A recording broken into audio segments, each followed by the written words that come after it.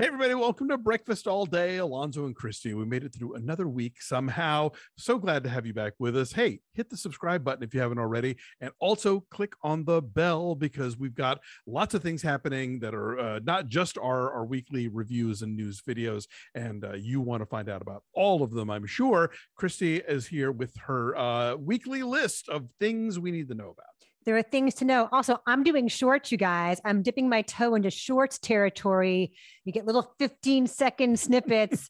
They're kind of fun, you know? Yes. I'm not doing basketball stunts or like trampoline stunts, or I'm not peeling fruit in satisfying ways, but I'm trying to find our version of that. So hopefully you'll find that as well out in the world, either in your shorts feed or on our page. The big thing so far this week, award season continues apace. The BAFTA nominations are in, and they are baffling, if you will.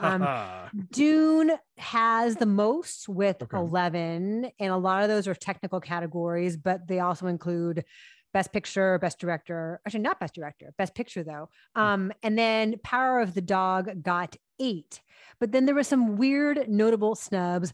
For example, Kristen Stewart did not get nominated for Spencer. What's the girl got to do but play Princess Di? Come on. Well, here's the thing. It's like Dave and I were talking about this. She gave that interview. She was like, yeah, I don't give a fuck about awards. And so maybe awards people are like, okay, well, we'll take you on your word then. We don't give a fuck about you either, Kristen Stewart. You know, and look, that's fine. If she indeed doesn't, then, you know, I'm sure, look, it just means it's one less thing for her to have to like get dressed up for and do a red carpet for and give interviews around. I mean, like, award season is an investment of time for the nominees. You know, there's suddenly you're doing a lot more interviews and a lot more glad handing and showing up at screenings and all that stuff. So if she is telling the truth that she doesn't care about any of this nonsense, she's probably just relieved to have like, that's one more night in sweatpants, you know. She always looks so good though in her high-low fashion sense, because she'll pair like cut off denim shorts with some little Chanel jacket.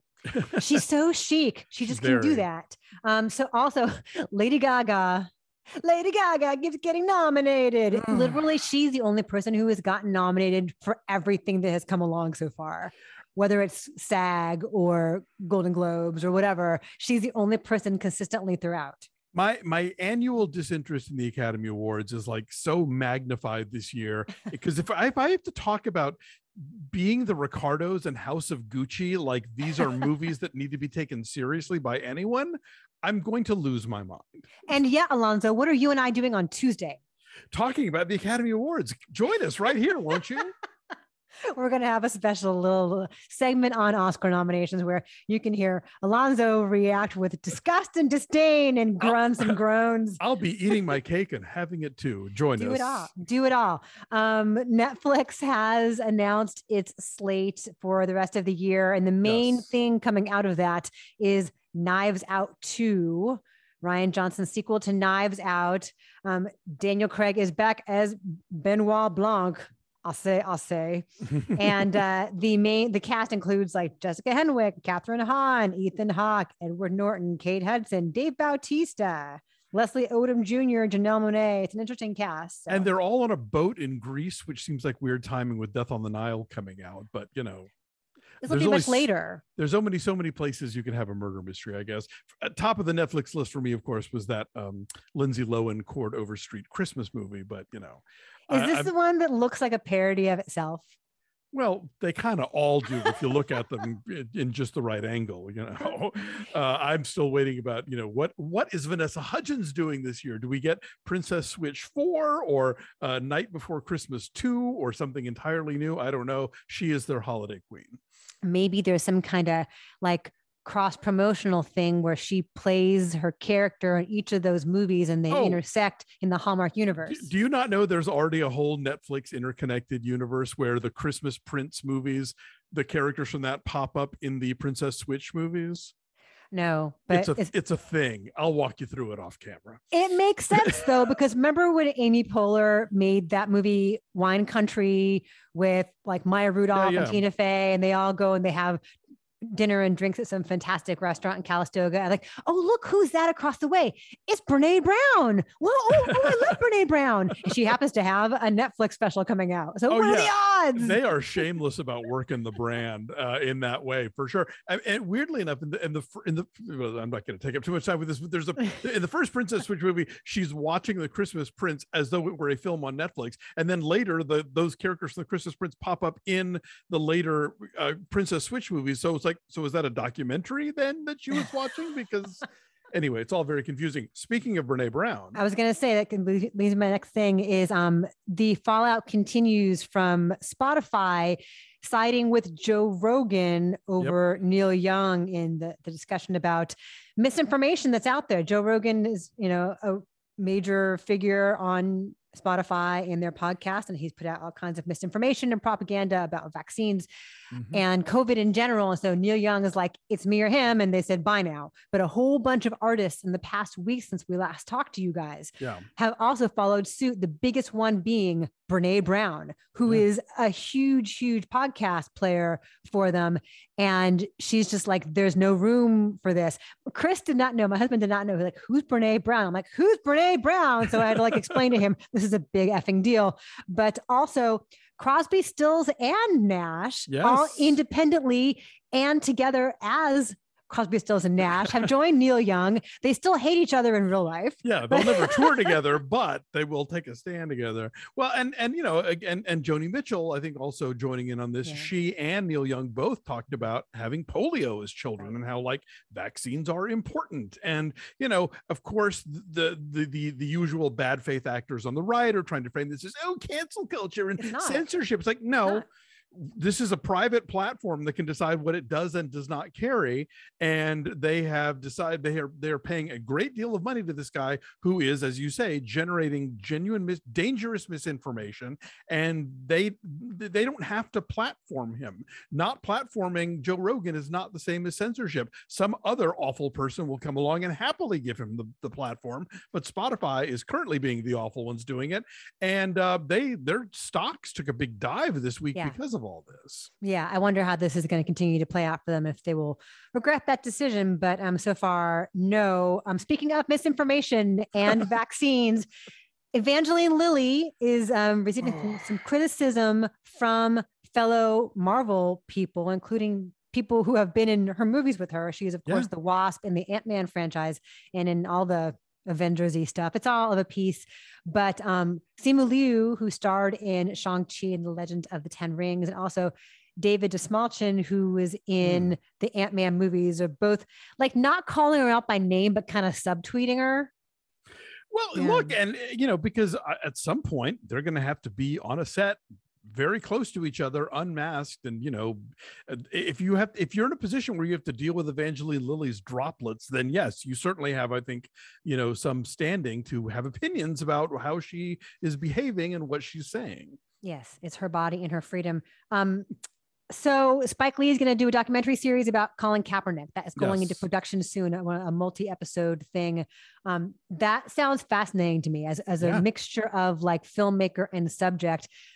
Speaking of being very much of a piece, they are very much on the same page as far as using their platform, using their voice to stand up for their convictions and for civil rights and human rights. And this is happening for ESPN, which is, part of the Disney empire. Let's not forget. So how do they square that? Because I'm sure that so many of their viewers have been stand for the flag, totally taking his kneeling protest out of context and miscommunicating what he meant by that. I wonder how they'll square that. Well, I mean, they're clearly taking a side on this, but what's interesting is that they're also taking a side against the NFL. The NFL are the ones who were being the making the big stink about this and really putting the pressure on the team owners to in turn put pressure on the players to not participate in these kinds of protests. And so, ESPN obviously has a lengthy and lucrative relationship with the NFL, but they're also happy to go in this direction. So again, it'll be interesting to see how this plays out. I'm obviously not usually a CNN watcher, but I will. You mean ESPN? This. You mean? What did I say? Yeah, CNN. Oh, sorry. Well, them either. But anyway. Them either. So let's talk about Whoopi Goldberg for a second here, because this was a weird thing that happened this week. They were talking about the Holocaust. We're talking about the book Mouse, which has been banned in several places. It's about the Holocaust. And the way the conversation evolved on The View this past week was for her to, I don't know, kind of misspeak. I'm not sure she meant to say what she said about, or maybe she was just misinformed in general, but she made some kind of dumb comments about how the Holocaust was not about race. It was about man's inhumanity to man, which seems like a vast oversimplification and misunderstanding of the Holocaust. And so a lot of folks, including the Anti-Defamation League, spoke up and said, this is a problem. And so The View suspended her for 2 weeks. She apologized profusely and was very thoughtful about it, very genuine about it, it seemed. But like, I don't know that taking her off TV for 2 weeks is the answer. Yeah, first of all, yes, she did absolutely apologize, completely taking, and it wasn't like a bullshit, I'm sorry if you were offended apology. It was a legit, like, okay, I got this wrong and I'm sorry, apology. And as many people on Twitter pointed out, like, this is the same show that let Meghan McCain say all kinds of racist nonsense over the years and never took her off the air and never made her apologize for it. And as one tweet that I shared said, we're not mad that they're not holding Whoopi to the standards of Meghan. We're mad that they never held Meghan to the standards of Whoopi. Yeah. So yeah, that just seems like an odd move to me as well, because I thought, all right, the apology is profuse and it's legit and it's, she's being honest about it. And so, yeah, let's kind of move on. And so the suspension struck me as weird because look, as with any historical phenomenon, there are a lot of different ways to approach the Holocaust.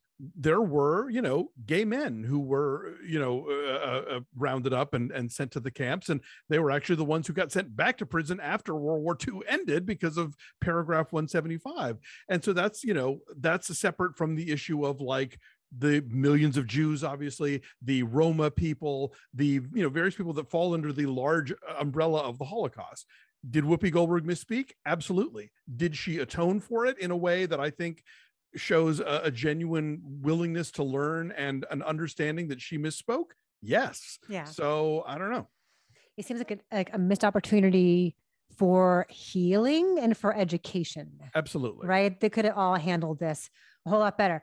Rudy Giuliani. Why do they keep bringing these right-wing assholes onto reality shows to like normalize and rehabilitate them? It's just bizarre to me. Normalize and rehabilitate them. I guess like after fucking Sean Spicer was on, Dancing with the Stars. I guess Sarah Palin was on Masked Singer a couple of years ago. I didn't see it, but now Rudy was unmasked as, I don't know. I don't even know which stupid creature he was. The cake or something. I don't know, but Robin Thicke and Ken Jeong, to their credit, walked off stage in protest, and Jenny McCarthy and Nicole Scherzinger. Yes, they stayed and like chatted with him. Yeah. So it's not like this guy was just a Republican who said some crazy things. Like he actively worked to like undermine the security of our democracy. He is currently under investigation for like actual sedition or whatever. So yeah, it's appalling. And again, Twitter, you gotta love them. Said like when Robin Thicke thinks that you are a shitty person, you really need to look at your life, Hey. Yes, it's very confusing. So Jackass Forever is out this week. And Katie Walsh and I will have a review of that in a little bit, but they sent out an email urging folks not to go see Jackass because of the animals that might've been harmed during the making of it. There is, stuff with animals. There's a scene that's very famous involving a bull and Johnny Knoxville, where he recreates a scene from the first Jackass. There's a whole thing with Steve-O with a bunch of bees hanging off of his dick because it's Jackass. Anyway, I'm not sure about this. This is weird to me. Like, what did they mean this really?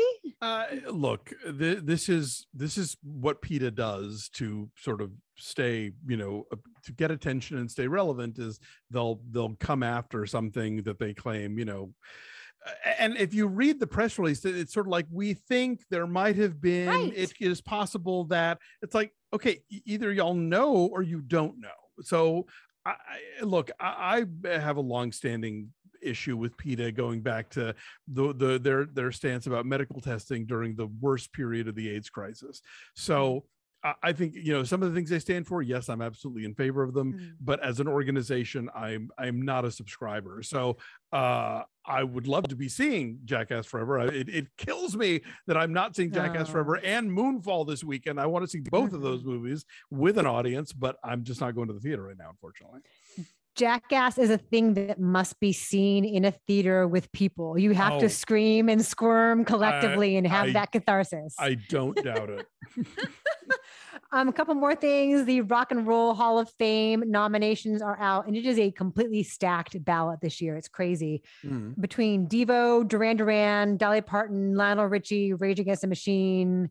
It's a lot of people. More than that, even. Carly Simon, I think, was on there. Did I see that? How is Carly Simon not already in the Rock and Roll Hall of Fame? That's Tribe Called Quest.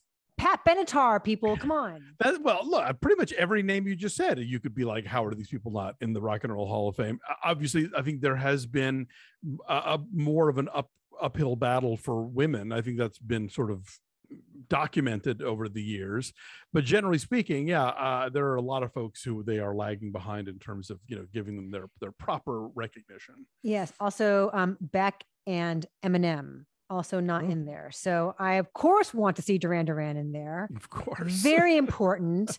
Also very important news this week. Roger Deakins is now Sir Roger Deakins, as well he should be. Please he has be upstanding. Yes. He is, of course, my hero, great cinematographer, Oscar-winning cinematographer, works with the Coen brothers a lot and with Denis Villeneuve. And anyway, he's now Sir Roger Deakins. So huzzah. Yeah. For that. Also, Howard Hessman died this past week at age 81. I did not realize how far back his stuff went, because I was introduced to him from WKRP in Cincinnati as a kid in the 70s, but his performance as a hippie on Dragnet has been making the rounds now. And in Billy Jack. Which I was not aware of. And let's not forget, he also plays the FBI guy at the end of Clue. Oh, right. He seems like he was a cool dude. So there's that. A couple more little items for you. There are 4 men who were arrested in the death of Michael K. Williams, the tragic overdose of The Wire star Michael K. Williams. Apparently his heroin was laced with fentanyl. Yes. And a lot of people have been saying, look, if you are a heroin user, test your stuff, because there is a lot of this sort of tainted material floating around out there. We obviously in no way endorse or encourage the use of hard narcotics, but if you are someone who does use them, please do so safely. I don't even know how you would test it, but sure, I trust you on that. There are ways to do it. Last thing, this is a happy bit of news for you as a Wordle addict. The Wordle dude has sold Wordle to the New York Times for low 7 figures. What are we doing with our lives? I don't know if that's happy news, actually, because at the moment it's 1 free puzzle a day and it's lovely and everybody who's into it is into it. And now I don't know. I mean, good for the Wordle guy, get paid. Congratulations. But I just wonder how long it's going to remain a 1 puzzle a day free thing. And then suddenly gets tied to the Times being you have played your Wordles for the month. Now, if you want to subscribe, click here, and it's so it's going to be another paywall. Maybe, who knows? We'll see what happens. First taste is always free. Exactly. It's how they hook you. I saw that somebody tweeted in the beginning of January, the Wordle guy was interviewed in the New York Times and he's like, oh, it's just a fun game I made. And by the end of the month, they bought his fun game for millions of dollars. I think it was your friend Brian Tallarico at RogerEbert.com. My editor, yes. Who said, pandemic year 1, time to get that project done while you're stuck at home. And pandemic year 2, we're all going to get a Peloton and get in shape. Year 3, your first Wordle word was ridiculous. Go back to bed. Well, I know you enjoy showing off your Wordle prowess, Alonso. So. I'm just, look, I'm sharing it with other people and other people are sharing it. Believe me, I'm not showing off because it usually takes me at least 4 guesses. I've never Wordled. You're lost. I have yet to Wordle. Anyway, that's what I got for you for news. Thanks so much. Excellent. Well, hey, everybody, thanks for watching. Do like this video. And as we mentioned, go ahead and subscribe and click the bell.